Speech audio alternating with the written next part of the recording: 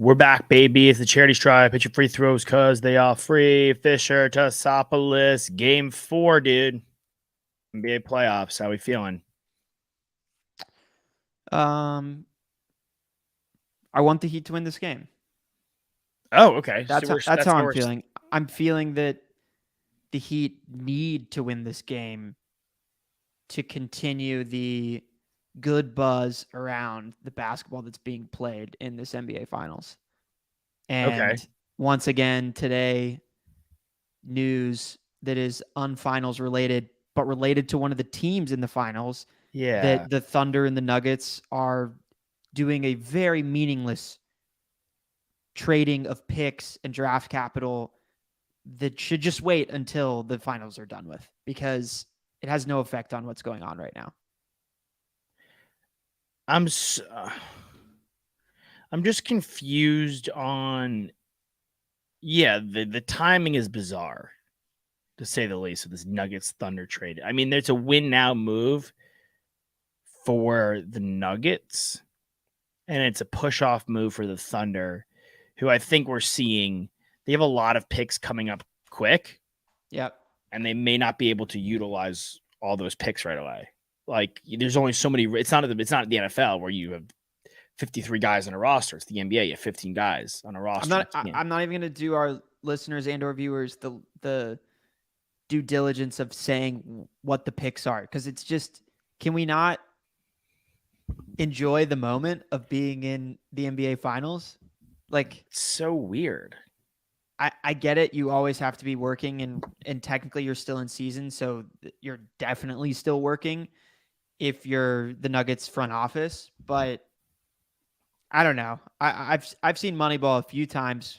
Billy Bean, when the team's playing, like, he's watching the team. Yeah, it's you're up 2-1 and you make a trade with the Thunder. I mean, what's Presti doing? Is he playing mind games? Seems like it. Is he getting More people are talking about the Thunder now than they were when the week started.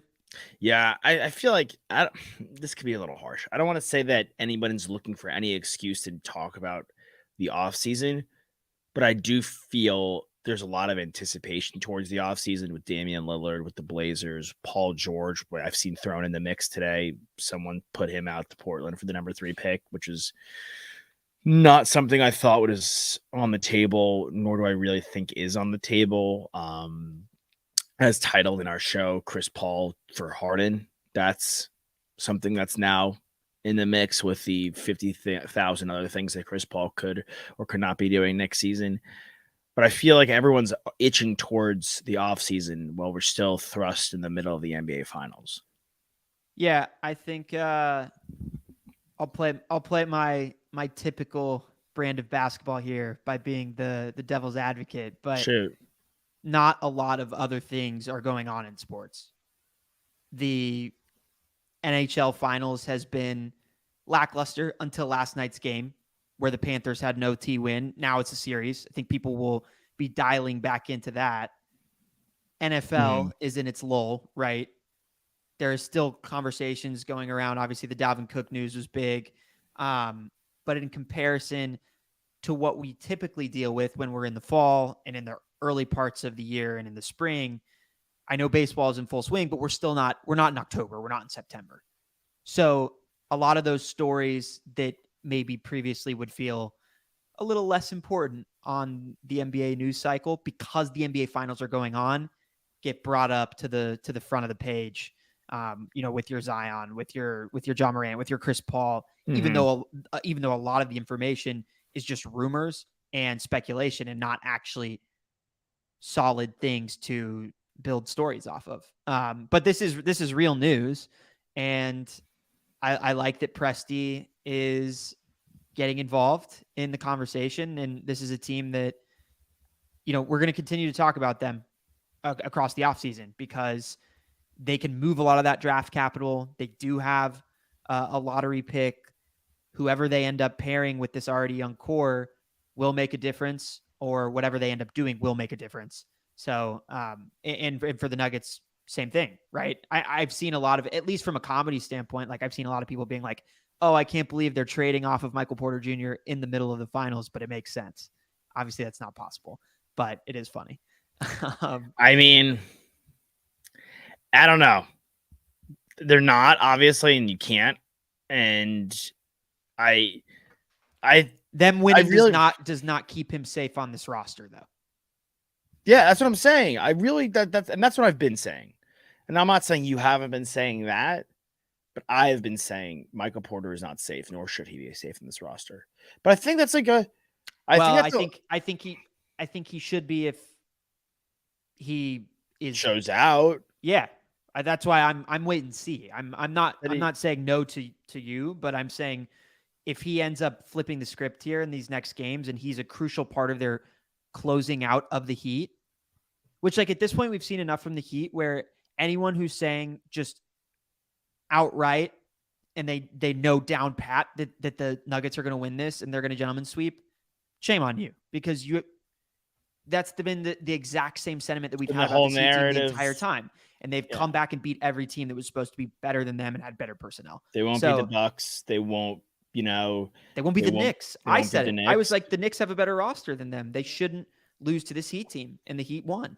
Dude, they went to TD Garden Game 7, and everyone said this was over. They said they weren't coming back from Milwaukee. Like, no team comes back from that.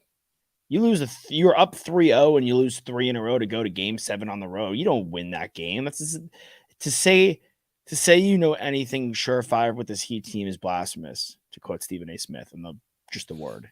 I think though that I've seen enough of Michael Porter Jr. though to know that they're not going to win because of him. They're going to win because of Jokic and Murray, and I'm going to put you on the spots, but not not this. Can I just say he has been good in every other series up until now? He has. That for sure, but he's not been good in the series. He to me is the 4th best player on their team. Some nights 5th. Well, certainly in Game 3, he wasn't their 5th best player. I mean, they have Christian Brown now, so he's there. KCP on a given night can be better than him depending on how he's shooting. To me, the luxury you have of Michael Porter Jr. in a trade piece, the goal would be to upgrade him because you're win now, right? Hypothetically, the goal would be to upgrade Michael Porter Jr. And in order to do that, you're going to have to go after a superstar. Most of the superstars have high contracts. Michael Porter Jr. has a higher contract than most people in the NBA.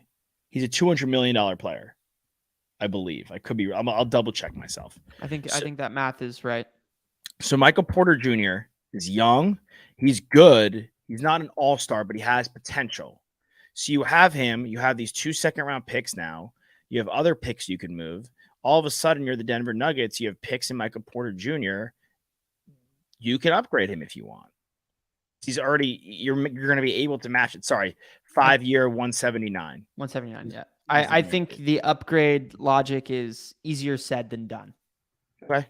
For all the reasons that you want to trade him, and this goes in any transaction and potential transaction in the NBA and any other league. Every reason why you want to trade him, the other teams know that same information, and they have the same feelings about it. Maybe they don't know the guy as well because he's not in their locker room, but the injury history, paying a guy like that with multiple years left on your contract that's going to eat into the rest of your hard cap, they have the same hesitancies and reasons to say no. Mm-hmm. And if you want a guy like you're saying that's a star or an all-star, then you get into the conversation of, well, how many teams have a guy like that they can move, but are still in a place where they're willing to bring in talented young players who are injury prone to be a part of their new core going forward? Are you asking me that, or are you just posing that as I'm posing that it's a challenging question. Okay. I mean, I'm trying to it is a challenging question because there's no obvious answer. And I believe that he has a next level to get to, but does that next level end up with him becoming your second or first best player on a contending team? I think I can confidently say, as of now, he has not shown me that he has enough ball handling skills and playmaking skills for others, nor is he consistent enough on the defensive side of the ball to be a type of guy that you actually want to build your 1-2 punch core off of. Can you, with Michael Porter Jr. in draft picks, can you get Pascal Siakam? No, Can you get Kristaps Porzingis? probably not. Maybe Kristaps had a really good year this past year. He's already, His value is back up to as much as it was that's when why I threw him out there. He's the an upgrade. Mavs moved for him. Yeah. Is he? Would you rather have MPJ or Kuzma? Kuzma. Okay. Defensively, I think he still fits this team. I think he's a good spot up shooter. He's played that role before. He can handle and he can create for others in a way that Michael Porter Jr. cannot. I don't think it's necessarily the role that Kyle Kuzma wants to be playing right now in his career, being the third best, sometimes fourth best player. And I know you didn't mention him by name, but you're talking about Aaron Gordon, who has had an excellent series and been excellent for this team since getting to Denver. I mean, it's a conundrum though, for sure, that this team will find themselves in. But if they keep drafting like they did last year and they keep bringing in really good pieces to continue to bolster this roster, maybe it doesn't really even matter. What about MP? Sure, maybe it doesn't matter. Maybe you don't. I mean, maybe Christian Brown continues to develop. Maybe And he's on his rookie contract, and you bring another guy, a rookie, in who can contribute. Like, just whoever the best two shooters are available. Maybe you strike gold in Europe again. I mean, look, they hit on Jokic, they hit on Nurkic. Like, this is a team that they drafts well from Eastern Europe at least. What about is MPJ for Randall? I just like, why would the Knicks do that? Yeah, just throwing it out there.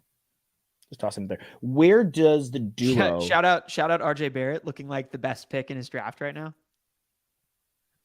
Hey, we might end up being right about him, but not because we should have been right. We said that he should be the first pick. Yeah. I actually still that was one of my I don't think my determining factor was because he had great character though. My determining factor was I felt the best about his floor, and I felt the best in comparison to Ja, and I felt the best about him being able to stay literally on the floor in comparison to Zion. Right. Yeah, I mean, I do think that, like, I was probably enticed by the fact that he's Steve Nash's godson, and with that, well, he's been playing basketball at a high level with a lot of pressure around him for a really long time. And that goes a long way. And now he's in a massive market in New York, and he was able to get dealt, the hand that you get dealt when you're playing in New York, which is when you play bad, you get berated by the fan base, by the media. And he was able to overcome that, at least in that first series, and kind of shake that off and put together some pretty quality performances in the playoffs this year. Yeah, I mean, RJ's a guy for me that I've been hard on.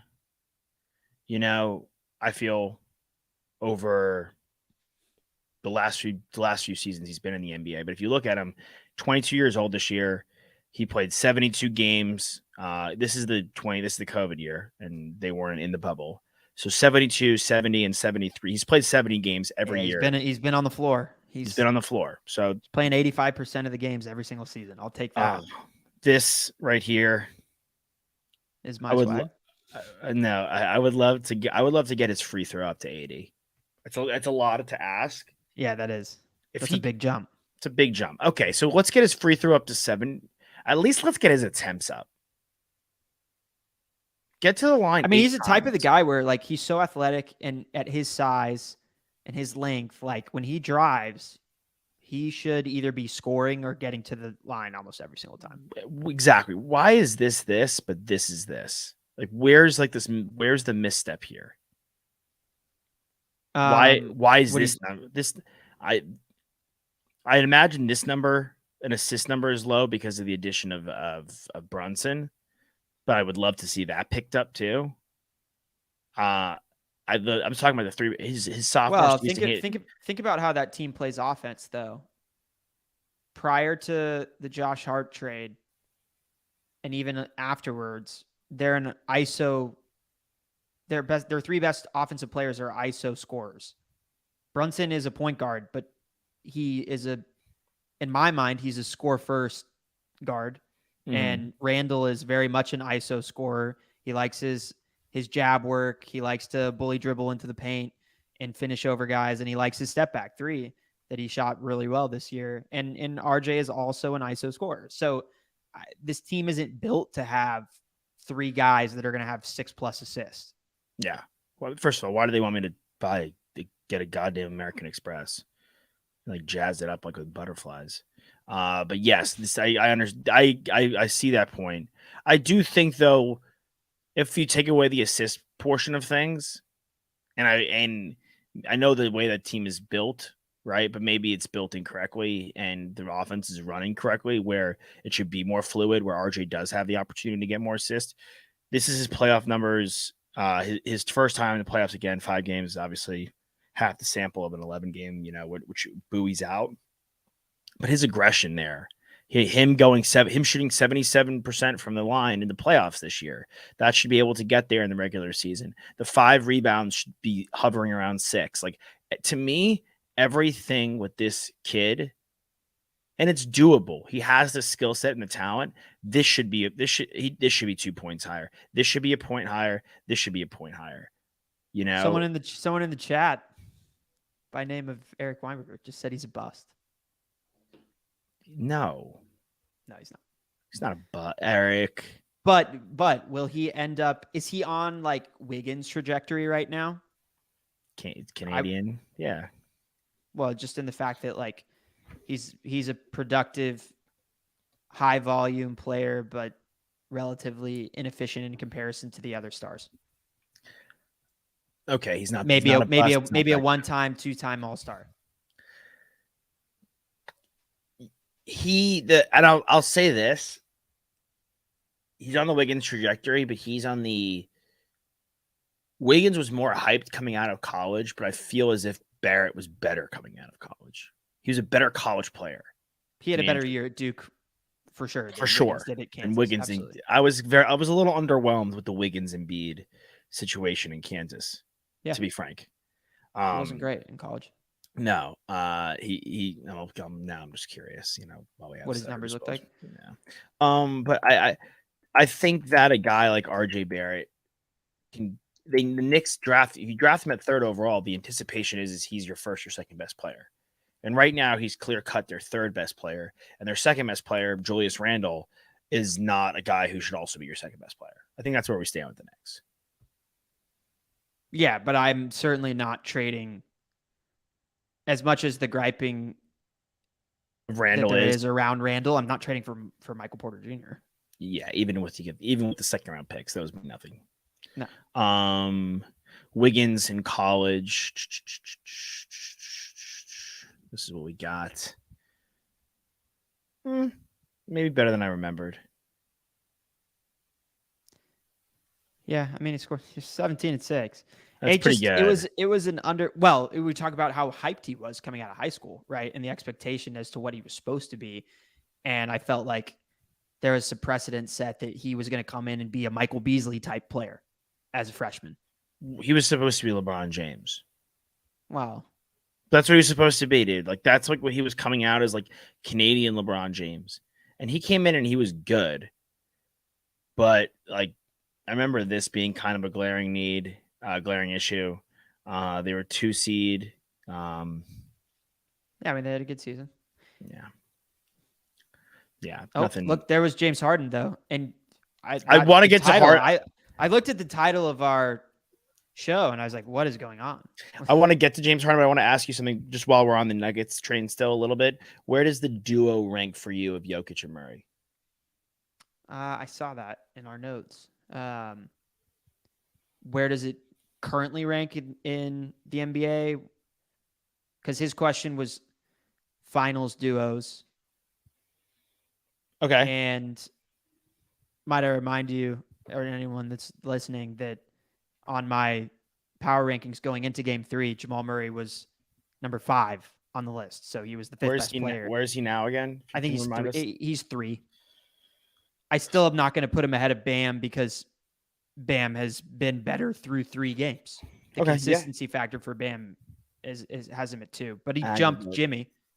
Yeah, Yeah, it's aggregate. It's aggregate. So run it. Are we what? Just including big threes?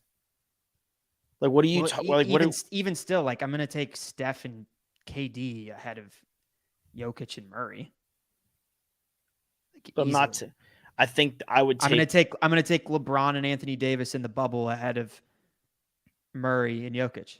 Well, not to poo poo your take, but that's a reasonable take considering That they won. they beat them. Yeah. Yeah. Okay, so that's where we're at with that. What about LeBron and Kyrie? Sorry, Kevin Love. We have to be stingy. I mean, I'm gonna prime LeBron. It's gonna be tough for you not to take LeBron. Yeah. Yeah. Jokic has been amazing. He's the best player on the planet. What about we've been saying this for months now at this point. Steph and Clay at their best? I might give Jokic the edge there because when they won their early championships together, Steph and Clay, Steph wasn't as good in the playoffs. And then last year when they won, Clay wasn't as good in the playoffs. They kind of, yeah. Kobe and Powell. Yes, better. Jokic and Murray are better. No. Kobe and Powell, I would take over Jokic and Murray. Like okay. You have to like. So I won't even bring up Shaq and Kobe. It has nothing to do with Jokic. It has everything to do with Jamal Murray. And it's not like this team has been to. Maybe this is a question that we need to ask ourselves in 3 years when they have the opportunity to go to 3 straight finals or 2 finals in a row, or 2 out of 3. Like Kobe Bryant, how many rings does he have? He's got 5 rings. Well, LeBron has 4 rings. But I think they have to win first and foremost. But I think that it's not all dependent. This question is not all dependent on Murray. Jokic could be the best player involved in a comparison of 4 players, and that could be enough to put them over the edge. Like Murray may not be as good as Powell. Is there a world in which Jokic is better than Kobe? At any point, the guys went back. The guy should have been a 3 in a row MVP. Like if you were whether you win the 3rd time or not, if everyone is saying you should have 3-peated, you should have 3-peated. And that how many MVPs in the last 23 years should have gone to Kobe that didn't go to Kobe, according to everyone else in the basketball zeitgeist? It's the Nash one, and the next year too. Both Nashes. The Dirk year, a lot of people thought that Kobe should have won that year as well. Well, I'm not. Okay, that's fine. Because they're all like, I think LeBron. Everyone thinks LeBron should have won every year, every single year, right? The Rose year. For me, it's hard to take Jokic and Murray over any duo that includes Kobe, LeBron, Steph, KD. Well, I'm just thinking about like the guys that we watched. Even Duncan. I mean, even Duncan and Parker, or Duncan and Ginobili, or Duncan and Kawhi. I can't take Jokic over Duncan yet. So I think to your argument of Jokic being a pivotal piece is the best player. If I'm not taking Jokic over Kobe, LeBron, Steph, Duncan, then KD, then I can't take that Murray-Jokic duo over any of the duos those guys, aforementioned guys, are involved in. Because Murray also, then to your point, Murray's not good enough as the 2. Yeah. And once again, can we let them win the championship first? Because they have to do that. No. They have to beat this Heat team. I know. Well, if the Heat win, where do Bam and Jimmy rank? So this number 1 in our hearts, I guess. Yeah. Chris Paul for Harden. I just would hate that. I don't really think it's that viable. I think he wants to stay West and or South. I think the Northeast. Chris. Yeah. Yeah. Hey, think about it. Think about where he's from. Think about where he's been, where he has his hands in business. California, Arizona, and he grew up in the Southeast. I think that plays a factor in it. I mean, this guy's he's a father. Like, he's got a family to take care of. And those are the considerations that, we like to bring up when they're circumstantial, of course, but massive part of why LeBron initially went to Los Angeles. I think that him staying, I think the waiving and then the restructuring of the contract to bring him back as a vet min on this Suns team with Vogel at the helm and Devin Booker and KD as the bona fide two superstars on this team. It is their team. That I think that works. You think he I think the agrees to Aiden piece, that? like what? You think he agrees to that? I think he's going to have to. I think he is at the point where he has to Jason Kidd this thing. That is the only way that I see him getting a ring. And you think that's more important to him than any kind of financial compensation? Well, he's getting the money when they waive him, just not right away. Right. Well, at this point, like, I imagine the legacy aspect of it is a massive consideration. And I hope it is, because if he wins a ring, even if he's able to get one in the same way that Kidd did with the Mavs in 2011, Gary Payton with the Heat, it's incredibly meaningful. It doesn't mean that he's not going to play. He's not like watching them win the championship from the sidelines. He's a crucial aspect of the team winning. It just means that he's not maybe that one of the top 3 best players on the team, and that's okay. Well, but they would need to go out and get somebody else too. Right. They either need to, what you were talking about the other day, like split DeAndre Ayton into 3 players if they can and get some more depth on that squad, which is something that I was calling for, whether he re-signs with them or not. Yo, Charlotte. Well, think about this. Like the major rumors that came out when everyone was like, oh, they're going to waive him. The initial one was, let's bring in Kyrie. We already watched Kyrie and Kevin Durant play together. I would hate that. Would you rather have, here's a question for you. Would you rather have Kyrie, Booker, and Durant, or Kyrie, Harden, and Durant at full health? Because obviously James Harden wasn't fully healthy when he was in Brooklyn. Yeah, you want Booker now at this point. Okay. Can I pose that I agreeing that Booker is the best player between he and Harden and Kyrie, and maybe out of all of them right now? That's a toss-up between him and Durant, but Booker was better in the playoffs. He's best player on that team. You don't have to do this right now, but you're going to have to take some deep thinking, you personally, on your viewpoint on where you rank Kevin Durant. It moves around too much. What do you mean? Where you rank Durant moves around too much. I'm just telling you. Like I don't mean to offend you, but I'm just telling you. I'm not offended. As someone who's on the mic with you every day, you move Kevin Durant around way too much in your list. Where have I been since the playoffs started and the Suns were in the playoffs between Kevin Durant and Devin Booker? This is where you've been. Okay. You've been. I'm staying consistent with where my. But that's a far cry from where you were 3 months ago with him being the best player on the planet. Okay, but I roll the tape back, go find it. Good luck, because you'll never find me saying that within 4 months' time. Best player on the planet. There's no way. I guarantee you. Coming into the season, did we not both believe that Giannis Antetokounmpo was the best player on the planet? You had Kevin Durant as a question mark. I did not. Yes, we both believe that, but you had Kevin Durant. Find me the. Oh, happily. I will dig. find. Go ahead, Zero. Go ahead, Zeroni. Yeah, go dig, buddy. I will find. I'll mention this though. The top 7 players in the world right now, Jokic is number 1. 2 through 7 change often. Yes, that fluctuates all the time, and I think Kevin Durant and Devin Booker are both in that spot. 2 through 8, if you want to throw guys, you want to throw Tatum in there. I mean, even for a second, you want Booker over Tatum? No. No. I think it's a conversation. I think it's a serious conversation. I don't think it's an easy. Oh yeah, Jason Tatum over Devin Booker. I'm not saying I don't think, but I would rather have Tatum. I've seen Devin Booker be a better leader for his team. I've seen him step up as the one outside of Jason Tatum's incredible Game 7 against the 76ers. Bro, we went to the finals last year. It's not like we didn't go to the finals this year. I mean, they're not saying he's never been. He's been to multiple Eastern Conference. So is Devin Booker. Yeah, okay, but I'm saying, see, he's been a leader for his team. Where he was unquestionably the best player on his team. Tatum was unquestionably the best player in his team at the finals. Was he? Wasn't the best player in the finals. Jaylen Brown outplayed him in the finals. The second best player on the team outplayed him. Jaylen Brown outplayed him in the Eastern Conference Finals where he won that when we won the Larry Bird. No, Tatum won the Larry Bird. Brown was better in the finals. Are you sure Brown didn't Yes, win? positive. Jason Tatum was the first you don't think all the Tatum Doncic conversations there are out there? What a big feather in the cap it was that he won that first Eastern Conference Finals award. MVP trophy. Why didn't it should have been?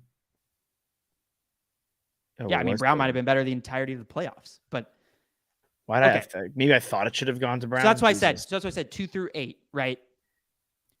I just think that like it becomes really, really difficult for teams to win when Devin Booker, Kevin Durant, and Kyrie Irving, who are all, once again, like we were just talking about with the Knicks, ISO heavy players. They can't have that. Like at least like with Harden, he's creating for other guys. And I like my one knock for him is that sometimes he kind of regresses to an ISO player as opposed to creating for other guys. And at the end of games and playoff games, a lot of times he gets complacent and just looks for his own shot. I think it's a bad trade if they go get Harden. I do too. I think it's a bad deal for the Suns. The Suns' best bet is waiving Paul, pushing off his contract, restructuring his contract in the interim, and bringing him back onto the roster. Bring him back onto the roster and having him run the point, which he'll gladly do. Moving Ayton to, I don't know, like where can you can move Ayton to Charlotte? You can get PJ Washington in a sign and trade. You can nab you can bring Jelly back. I don't know if you want to do that. Scary Terry. Ayton. Yeah, I think they have the two qualifying guys for this team are PJ. No, for the Suns. Landale, who I think they should bring back. Yeah. And they could bring him back on a cute qualifying offer. Yeah, it's like $2 million or something like that. It's nothing crazy. They just need guys though. They need competent bodies in the locker room. Too thin. Yeah. All right, I'm gonna go look at this Eastern Conference final from last year because I'm pissed that Jaylen Brown didn't win it. Tatum won the award for sure. For sure, won the award. It's honestly interesting because now we're at the point where the Suns went to the finals with Devin Booker as their best player, and they lost to Giannis Antetokounmpo, who was incredible in the finals MVP, best player on the planet. Leaving that, of course, that was like the big rhetoric around that because he finally did it. And then you guys lose to Steph Curry, who's would you rather top see 10 player of all time? Would you rather see Steph versus Giannis in the finals, or would you rather see Tatum versus Booker? Like next year? I mean, I'd rather see Steph and Giannis. I think I'd rather see Steph with pretty much anyone at this point. Steph versus Giannis, I think, would be awesome. Yeah, that's to me the ideal. Uphill battle if they lose Middleton. They have some things to figure out. They have things to figure out. I think they could upgrade him as well. Candidly speaking. Yeah. Go get Siakam. Use him to get Siakam. I think that's a piece that could be used for. I just again, this is my whole thing about those kind of deals. Would the Raptors want Chris Middleton? If you're giving them draft picks, yes. How now the Bucks have moved a lot of draft capital. They just moved 5 second round picks for Jay Crowder. Make that move make sense. I'll get some of this. Okay, they have, oh my God.